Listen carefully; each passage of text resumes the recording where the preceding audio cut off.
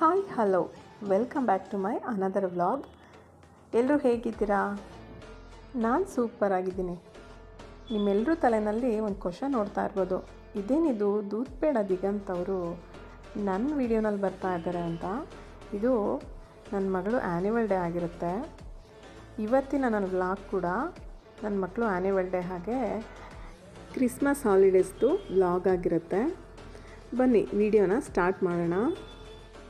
ಈ ಶಾಲೆ ಪ್ರಾರಂಭ ಆಗಿ 25 ವರ್ಷ ಆಗಿತ್ತು. ಸೊ ಹಾಗಾಗಿ ದಿಗಂತ್ ಅವ್ರನ್ನ ಇನ್ವೈಟ್ ಮಾಡಿದ್ರು. ನಿಜವಾಗ್ಲೂ ಹತ್ತಿರದಿಂದ ನೋಡಿ ತುಂಬಾ ಖುಷಿ ಆಯಿತು. ಅವರು ಕೂಡ ತುಂಬ ಎಂಜಾಯ್ ಮಾಡ್ಕೊಂಡು ಹೋದರು. ನನ್ನ ಮಗಳು ಬಂದು UKGನಲ್ಲಿ ಓದ್ತಾ ಇರೋದು. ನನ್ನ ಮಗಳದ್ದು ಕೂಡ ಡ್ಯಾನ್ಸ್ ಪರ್ಫಾರ್ಮೆನ್ಸ್ ಇತ್ತು. ಚಿಕ್ಕ ಮಕ್ಕಳು ಡ್ಯಾನ್ಸ್ ಹೇಗೆ ಮಾಡಿದ್ರು ಚೆಂದಾನೆ. ಅವ್ರಿಗೇನೋ ಹೊಸ ಡ್ರೆಸ್ ಹಾಕ್ಕೊಂಡು ಸ್ಟೇಜ್ ಮೇಲೆ ಡ್ಯಾನ್ಸ್ ಮಾಡ್ತಾಯಿದ್ದೀವಿ ಅನ್ನೋದು ಮಾತ್ರ ತಲೆನಲ್ಲಿರುತ್ತೆ. ದೊಡ್ಡವ್ರ ಥರ ಅವರೇನೋ ಭಯ ಪಡೋದಿಲ್ಲ. ನನ್ನ ಮಗಳು ಆ್ಯನ್ಯುವಲ್ ಡೇ ಆದಮೇಲೆ ನನ್ನ ಮಗನ ಆ್ಯನ್ಯುವಲ್ ಡೇ ಕೂಡ ಇತ್ತು ನೆಕ್ಸ್ಟ್ ಡೇ. ಅವನು ಓದ್ತಾ ಇರೋದು ಪೊಲೀಸ್ ಪಬ್ಲಿಕ್ ಸ್ಕೂಲ್ನಲ್ಲಿ. ಅವನಿಗೆ ಮುಂಚೆಯಿಂದನೂ ಬ್ಯಾಂಡಲ್ಲಿ ಸ್ವಲ್ಪ ಜಾಸ್ತಿ ಇಂಟ್ರೆಸ್ಟು. ಸೊ ಹಾಗಾಗಿ ಬ್ಯಾಂಡಿಗೆ ಕೂಡ ಸೇರಿಕೊಂಡಿದ್ದ.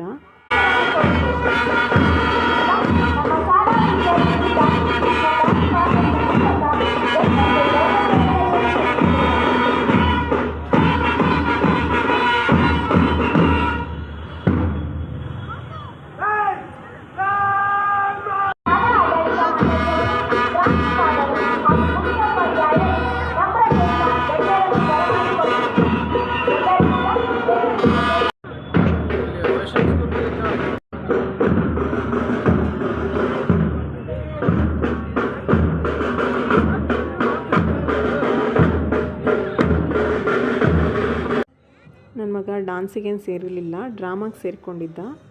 ಅದರಲ್ಲಿ ಇವನ ಪಾತ್ರ ಬಂದು ದುರ್ಯೋಧನ. ಮರದ ತುಂಬ ಎಲೆಗಳೇ ಕಾಣುತ್ತಿವೆ ಗುರುಗಳೇ. ದುರ್ಯೋಧನ, ಆ ಮರದಲ್ಲಿ ನಿನಗೇನು ಕಾಣಿಸುತ್ತಿದೆ? ನನಗೆ ಆ ಮರದ ತುಂಬ ರೆಂಬೆ ಕೊಂಬೆಗಳೇ ಕಾಣಿಸುತ್ತಿದೆ ಗುರುಗಳೇ. ಧರ್ಮರಾಯ, ಆ ಮರದಲ್ಲಿ ನಿನಗೆ ಬಿಲ್ವಿದ್ಯೆಯ ಬಗ್ಗೆ ನಿನಗಿರುವ ಆಸಕ್ತಿಯನ್ನು ನೋಡಿ ನನ್ನ ಮನಸ್ಸು ಸಂಕಟ ಪಡುತ್ತಿದೆ ಗುರುಗಳೇ. ಏಕಲವ್ಯನಿಗೆ ಏಕೆ ಬಿಲ್ವಿದ್ಯೆ ಕಲಿಸಬಾರದು? ನನ್ನ ಮಗಂದು ಪ್ರೋಗ್ರಾಮ್ ಎಲ್ಲ ಮುಗಿಸ್ಕೊಂಡು ಬರೋ ಅಷ್ಟೊತ್ತಿಗೆ ಲೇಟ್ ಆಗೋಗಿತ್ತು. ನೆಕ್ಸ್ಟ್ ಡೇ ಊರಿಗೆ ಕೂಡ ಹೊರಡಬೇಕಾಗಿತ್ತು. ನಾವು ಒಂದು 6 ಡೇಸು ಕ್ರಿಸ್ಮಸ್ ಹಾಲಿಡೇಸ್ ಕೊಟ್ಟಿದ್ರು. ಸೊ ಹಾಗಾಗಿ ಶಿವಮೊಗ್ಗ ಹೋಗಿ ಬರೋಣ ಅಂತ ಯಶವಂತಪುರ ರೈಲ್ವೆ ಸ್ಟೇಷನ್ ಕಡೆಗೆ ಎಲ್ಲರೂ ಹೋಗ್ತಾ ಇದ್ದೀವಿ. ನನ್ನ ಮಗಳು ಅವ್ರ ಅಪ್ಪನಿಗೆ ಕಿತಾಪತಿ ಮಾಡ್ತಾಯಿದ್ಲು. ಹಿಂದ್ಗಡೆಯಿಂದ ಕಾಲು ಎಳಿತಾಯಿದ್ಲು.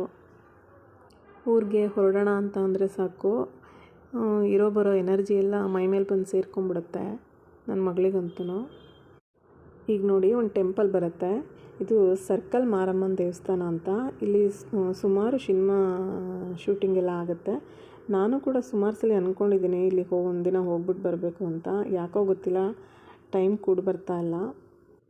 ನೋಡ್ತಾ ನೋಡ್ತಾ ಯಶವಂತಪುರ ರೈಲ್ವೆ ಸ್ಟೇಷನ್ ಬಂದೇ ಬಿಡ್ತು.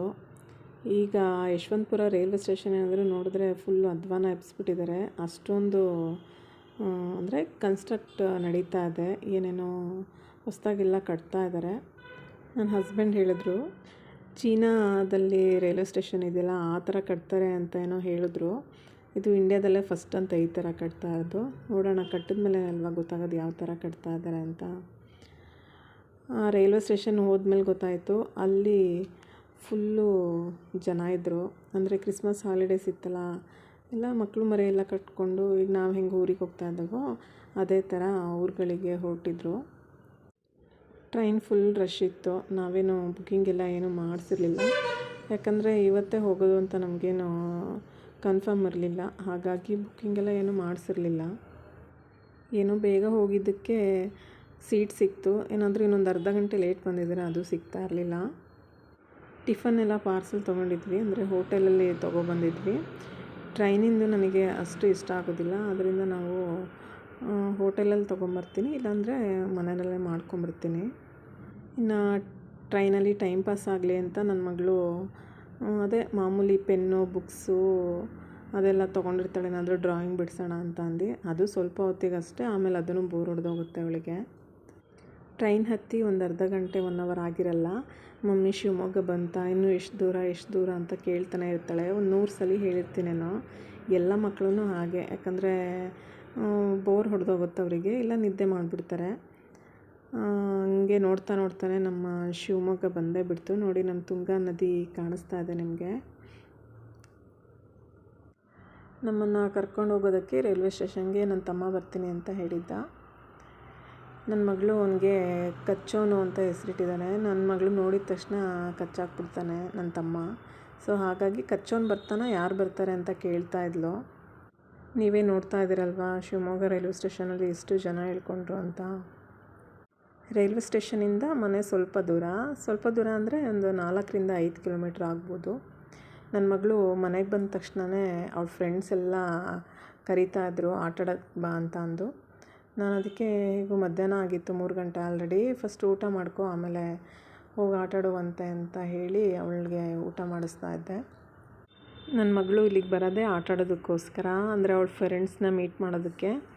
ಯಾಕಂದರೆ ಬೆಂಗಳೂರಲ್ಲಿ ಅವಳಿಗೆ ಫ್ರೆಂಡ್ಸ್ ಯಾರೂ ಇಲ್ಲ. ಅಂದರೆ ಸ್ಕೂಲಲ್ಲಿ ಅಷ್ಟೇ, ಸ್ಕೂಲಿಂದ ಮನೆಯಿಂದ ಸ್ಕೂಲು. ಅದು ಬಿಟ್ಟರೆ ಇಲ್ಲೇ ಪಾರ್ಕ್ ಇದೆ, ಅಲ್ಲಿಗೆಲ್ಲ ಕರ್ಕೊಂಡು ಹೋಗೋದಷ್ಟೇ. ಈ ಥರ ಔಟ್ಸೈಡೆಲ್ಲ ಆಟಾಡೋದಕ್ಕೆ ಅಲ್ಲಿ ಆಗಲ್ಲ.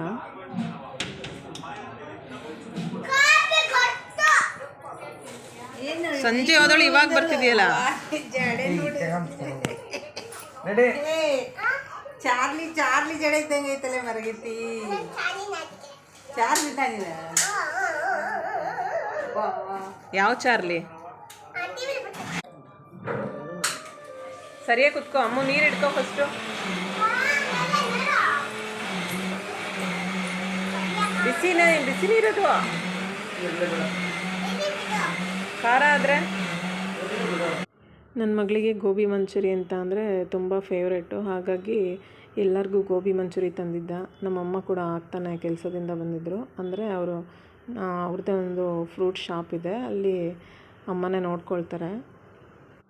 ನಾವೆಲ್ಲ ಮಧ್ಯಾಹ್ನ ಬಂದು ಊಟ ಮಾಡಿದ್ದಾದಮೇಲೆ ಆಟಕ್ಕೆ ಹೋದವಳು ನನ್ನ ಮಗಳು ಹೊರಗಡೆ. ಈಗ ಬಂದಿದ್ದಾಳೆ, ಅಂದರೆ ಒಂದು 7:30-8 ಗಂಟೆ ಆಗಿತ್ತು, ಆವಾಗ ಬಂದಿದ್ದಾಳೆ, ಮನೆಗೆ ಸೇರಿದ್ದವಳು. ನಾವು ಎಷ್ಟು ದಿನ ಬೆಂಗಳೂರಲ್ಲಿ ಇರ್ತೀವೋ ಅಷ್ಟು ದಿನದ ಆಟನೂ ಅವಳು ಶಿವಮೊಗ್ಗ ಹೋದಾಗೆಲ್ಲ ಆಡ್ಕೊಂಡು ತೀರಿಸ್ಕೊಂಡ್ಬಿಡ್ತಾಳೆ. ಆ ಥರ ಕ್ಯಾಟಗರಿ ನನ್ನ ಮಗಳು. ಜನವರಿ 6ಕ್ಕೆ ಅಲ್ಲಿ ಪಕ್ಷಿ ಹಾಕೋದು ಟೆಂಪಲ್ ದೇವಸ್ಥಾನ. ಅದೇ ತಿಂಗಳಲ್ಲಿ ಅದು ಪೆಹಲ್ಗಾಮ್ ಅಟ್ಯಾಕ್ ಆಯ್ತಲ್ಲ. ಪೆಹಲ್ಗಾಮ್ ಅಟ್ಯಾಕ್ ಅದು ಶೂಟ್ ಮಾಡೋದ್ರಲ್ಲ ಹಿಂದೂಗಳಿಗೆ, ಪಾಕಿಸ್ತಾನ, ಜಮ್ಮು ಕಾಶ್ಮೀರದಲ್ಲಿ. ಈಗ ಆಮೇಲೆ ಜೂನು ಜುಲೈ ಗೊತ್ತಿಲ್ಲ, ಅವಾಗ ಒಂದು ಪಕ್ಷಿ ಹಾಕ ಅದೇ ಸ್ಥಳ ಮೇಲೆ. ಆವಾಗ ಇದು ಡೆಲ್ಲಿ ಬಾಂಬ್ ಬ್ಲಾಸ್ಟ್ ಆಯ್ತಲ್ಲ ಕಾರು, ಅದು ಈಗ ಇತ್ತೀಚೆಗೆ ಡಿಸೆಂಬರಲ್ಲಿ ಸುಮಾರು ಪಕ್ಷಿ ಹಾರಿದ್ರು. ಏನಾಗ್ಬೋದು? ಸುಮಾರು ಪಕ್ಷಿ. ಯಾವ ದೇವಸ್ಥಾನ? ಪೂರಿ ಜಗನ್ನಾಥ. ಇದೊಂದಾಗಿ ನನ್ನ ಮಗ ಅವ್ರ ಅಜ್ಜಿಗೆ ಒಂದು ಇನ್ಸಿಡೆಂಟ್ ಹೇಳ್ತಿದ್ದ. ಅಂದರೆ ಪೂರಿ ಜಗನ್ನಾಥ ದೇವಾಲಯದ ಮೇಲೆ ಈ ಗರುಡ ಪಕ್ಷಿ ಇರುತ್ತಲ್ಲ, ಅದೇನಾದರೂ ಹಾರಿದ್ರೆ ಏನಾದರೂ ನಮ್ಮ ಇಂಡಿಯಾಗೆ ಏನಾದರೂ ಪ್ರಾಬ್ಲಮ್ ಆಗೋದ್ರ ಬಗ್ಗೆ ನನ್ನ ಮಗ ಅವ್ರ ಅಜ್ಜಿಗೆ ಎಕ್ಸ್ಪ್ಲೇನ್ ಮಾಡ್ತಾ ಇದ್ದ. ಅದು ಸುಳ್ಳೋ ನಿಜನೋ ಗೊತ್ತಿಲ್ಲ, ಬಟ್ ಅವ್ರವ್ರ ನಂಬಿಕೆ ಅಷ್ಟೇ. ಫಸ್ಟ್ ಆಡೋಣ. ನೆಕ್ಸ್ಟ್ ಡೇ ಬೆಳಗ್ಗೆ ಆಟಾಡೋದಕ್ಕೆ ಯಾರೂ ಇರಲಿಲ್ಲ. ಯಾಕಂದರೆ ಬೆಂಗಳೂರಲ್ಲೆಲ್ಲ ಸುಮಾರು ಸ್ಕೂಲ್ಗೆ ಕ್ರಿಸ್ಮಸ್ ಹಾಲಿಡೇಸ್ ಕೊಡ್ತಾರೆ. ಶಿವಮೊಗ್ಗದಲ್ಲಿ ಹಾಗಲ್ಲ, ಸ್ಕೂಲ್ ಇರುತ್ತೆ ಅಲ್ಲಿ. ಹಾಗಾಗಿ ಅವ್ಳ ಫ್ರೆಂಡ್ಸ್ ಎಲ್ಲ ಸ್ಕೂಲ್ಗೆ ಹೋಗಿದ್ರು. ನನಗೆ ಕರಿತಾ ಇದ್ಲು, ಆಟಾಡೋಣ ಬಾ ಅಂತ. ಅದಕ್ಕೆ ಯಾವುದು ಬೇಡ, ರೆಡಿ ಆಗಿಬಿಟ್ಟು ಅಜ್ಜಿ ಮತ್ತು ತಾತ ಅಂಗಡಿಗೆ ಹೋಗೋಣ ಅಂತ ಅಂದು ಅವಳಿಗೂ ರೆಡಿ ಮಾಡಿಸ್ತಾ ಇದ್ದೆ. ಯಾವ ಗಿಡದ ಮೇಲೆ ಹಾಕ್ದಮ್ಮ? ಯಾವುದು ಮಾಡಕ್ಕೆ ಬೇರೆ ಕೆಲಸ ಇಲ್ಲ ಬರ್ತೀನಾ? ಬಿಸಾಕಿಲ್ಲ, ಇಲ್ಲ ಇದೆ. ಬಿಸಾಕಿ ನೋಡ್ದ ಅವನು.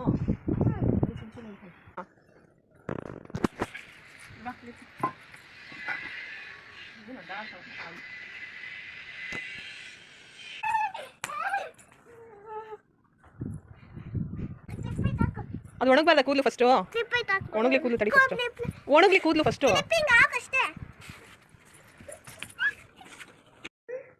ಎಲ್ಲಿ ಹೋಗ್ತದೆ? ಯಾರಂಗಡಿಗೆ? ಸರಿ,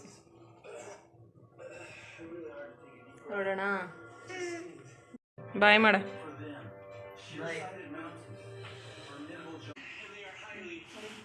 ಬಾಯ್.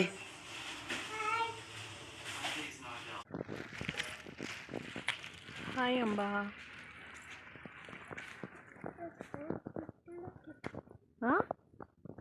ಅಲ್ಲೊಂದು ಬರ್ತಾ ಇದೆ ನೋಡೋದು. ಸ್ಟ್ರೈಟ್ ಬೇಡ,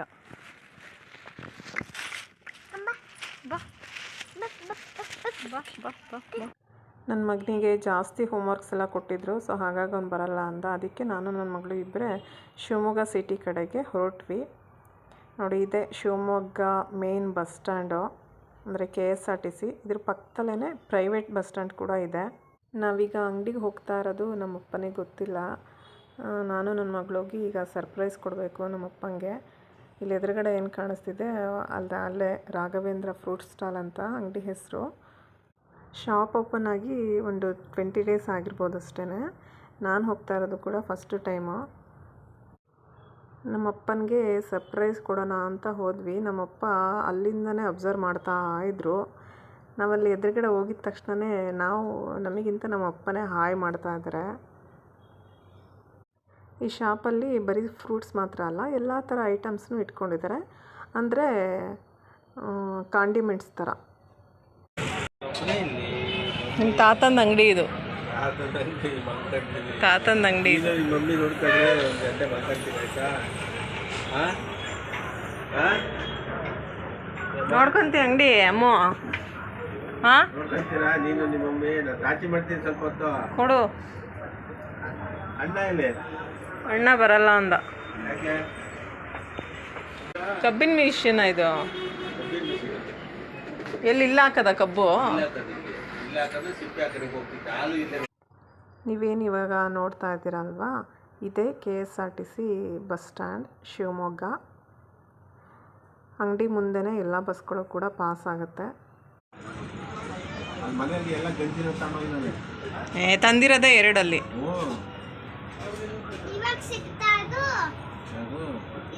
ಅದು ಅವತ್ತೇ ಸಿಕ್ಕಿತ್ತು ಕಂದ.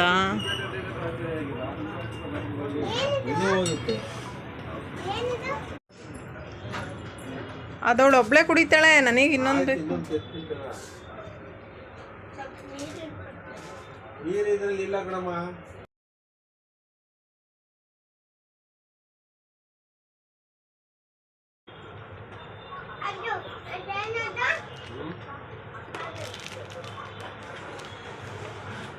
ನೀನು ಊಟ ಮಾಡಬೇಡಿ, ಎತ್ಕೋ ಬೇಗ. ಯಾಕೆ ಬೇಕು ಅಂತ ಅಷ್ಟೇ, ಇಲ್ಲಾಂದ್ರೆ ನಾವು ತಾತ ಆಮೇಲೆ ಊಟ ಮಾಡೋದು ಬಾ ನೀನು. ಹೇಳಿಲ್ಲ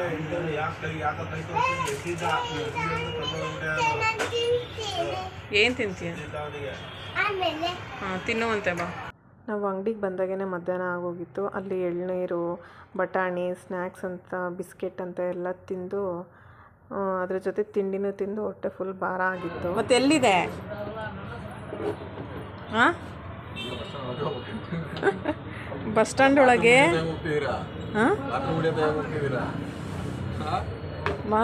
ಬಂದ ತಕ್ಷಣ ಬಾತ್ರೂಮ್ಗೆ ಹೋಗ್ಬೇಕು ಅಂತಾಳೆ. ಏನಾಮೇಲೆ ಎಲ್ಲಿ ಮಾಡಿಸ್ದೆ? ಎಲ್ಲ ಅವಾಗ್ಲಿಂದ ಸುಮ್ಮನೆ ಇರು, ಮನೇಲೇ ಎಲ್ಲ ಮಾಡಿದ್ದಾಳೆ. ಆದರೂ ನಾಟಕ. Checking inspector, bathroom checking inspector ನೋಡಿ. ಐಕೆ ಬೇಬಿ ಅಲ್ವಾ ಅಮ್ಮ? ಮತ್ತಿನ್ನೇನೇನಿದೆ ನೋಡ್ಕೊ. ನನ್ನ ಮಗಳು ನಮ್ಮ ಅಪ್ಪನಿಗೆ ಒಂದು ಕ್ವಶನ್ ಕೇಳಿದ್ಲು, ಬಾತ್ರೂಮು ಅರ್ಜೆಂಟ್ ಆದರೆ ಎಲ್ಲಿಗೆ ಹೋಗಬೇಕು ಅಂತ. ನಮ್ಮಪ್ಪ ಅದಕ್ಕೇ KSRTC ಬಸ್ ಸ್ಟ್ಯಾಂಡ್ ಒಳಗಡೆ ಹೋಗಬೇಕು, ಹೊಸದು ಕಟ್ಸಿದ್ದೀನಿ ಅಂತ ಹೇಳಿದ್ರು. ಸೊ ಹಂಗಾಗಿ ನನ್ನ ಮಗಳು ಇಲ್ಲ ನಾನು ಹೋಗಬೇಕು ಅಂತ ಕೂತ್ಕೊಂಡ್ಳು. ನನ್ನ ಮಗಳು ಬಾತ್ರೂಮ್ ಪ್ರೋಗ್ರಾಮ್ ಎಲ್ಲ ಮುಗಿಸ್ಕೊಂಡು ನಮ್ಮ ಅಪ್ಪನ ಅಂಗಡಿ ನೋಡಿಕೊಂಡು ಈಗ ನಾವು ಹೊರಟಿರೋದು ನಮ್ಮ ಅಮ್ಮನ ಅಂಗಡಿಯ ಕಡೆಗೆ. ನನ್ನ ತಮ್ಮನ ಜೊತೆ ನಾನು ನನ್ನ ಮಗಳು ಇಬ್ಬರು ಹೋಗ್ತಾಯಿದ್ದೀವಿ. ಅಂಗಡಿ ಅಂದರೆ ಕಮರ್ಷಿಯಲ್ ಅಲ್ಲ, ಈ ತಳ್ಳಗಾಡಿನಲ್ಲಿ ಇಟ್ಕೊಂಡಿರೋ ಫ್ರೂಟ್ ಶಾಪ್ ಇದು. ಇಲ್ಲಿ ಬರೀ ಹಣ್ಣುಗಳು ಮಾತ್ರ ಸಿಗುತ್ತೆ, ಅಂದರೆ ಕಟ್ ಫ್ರೂಟ್ಸ್ ಅಂತ ಹೇಳ್ತೀವಲ್ಲ ಆ ಥರ ಫ್ರೂಟ್ಸು. ಇದು ನಮ್ಮ ಮಮ್ಮಿ ಅಂಗಡಿ, ನಮ್ಮ ಅಪ್ಪನ ಅಂಗಡಿ. ಇವರೇ ಇದಕ್ಕೆ MD. ನೀವು ಸೂಪರ್ವೈಸರು. ಹಣ್ಣಿನ ಜೊತೆಯಲ್ಲಿ ಮಜ್ಜಿಗೆ, ಸೋಡಾ, ಮಸಾಲೆ ಮಂಡಕ್ಕಿ ಈ ಥರದ್ದೆಲ್ಲ ಸಿಗುತ್ತೆ ಇಲ್ಲಿ. ಇದು ಶಿವಮೊಗ್ಗದಲ್ಲಿರೋ ಮ್ಯಾಕ್ಸ್ ಹಾಸ್ಪಿಟ್ಲ್ ಇದೆಯಲ್ಲ, ಆ ಸರ್ಕಲ್ನಲ್ಲಿ ಬರುತ್ತೆ. ಇಲ್ಲಿ ಜಾಸ್ತಿ ಅಮ್ಮ ಇರ್ತಾರೆ. ನನ್ನ ತಮ್ಮ ಇಲ್ಲಿ ಸ್ವಲ್ಪ ಹೊತ್ತು ಅಲ್ಲಿ ಸ್ವಲ್ಪ ಹೊತ್ತು ಎರಡು ಕಡೆ ಶಿಫ್ಟ್ ಮಾಡ್ತಾನೆ. ಯಾಕಂದರೆ ಇಲ್ಲೂ ಒಬ್ರಿಗೆ ಆಗೋದಿಲ್ಲ, ಅಲ್ಲೂ ಒಬ್ರಿಗೆ ಆಗೋದಿಲ್ಲ. ಸೊ ಇನ್ನು ಎರಡು ಕಡೆ ನೋಡ್ಕೊಳ್ತಾನೆ. ನಮ್ಮ ಅಪ್ಪನ ಅಂಗಡಿನಲ್ಲಿ ಎಳ್ನೀರು, ಬಟಾಣಿ, ಬಿಸ್ಕೆಟ್ ಅಂತ ತಿನ್ಕೊಂಬಂದ್ವಿ. ಇಲ್ಲಿ ಫ್ರೂಟ್ಸು ಬಿಡೋಕ್ಕಾಗತ್ತಾ? ಇಲ್ಲಿ ನನ್ನ ತಮ್ಮ ಕಲ್ಲಂಗಡಿ ಹಣ್ಣು ಕೊಟ್ಟ. ಅವನೇನು ಕೊಡಲಿಲ್ಲ, ನಾನೇ ಕೇಳಿ ಇಸ್ಕೊಂಡೆ. ಅದನ್ನು ತಿಂದಾದ್ಮೇಲೆ ಬೋಟಿಗಳಿತ್ತು. ಬೋಟಿ ತಿನ್ನೋಣ ಅನ್ನಿಸ್ತು. ಬೋಟಿಗೆಲ್ಲ ತಿಂದ್ವಿ. ನಾನು ಕೈಗೆ ಹಾಕ್ಕೊಂಡಿರೋದು ನೋಡಿ ನನ್ನ ಮಗಳು ಇರೋ ಬರೋದೆಲ್ಲ ಕಿತ್ಕೊಂಡ್ಳು. ಇದಿಷ್ಟು ಇವತ್ತಿನ ನಮ್ಮ ಅಂಗಡಿಗಳ ಟ್ರಿಪ್ ಆಗಿತ್ತು.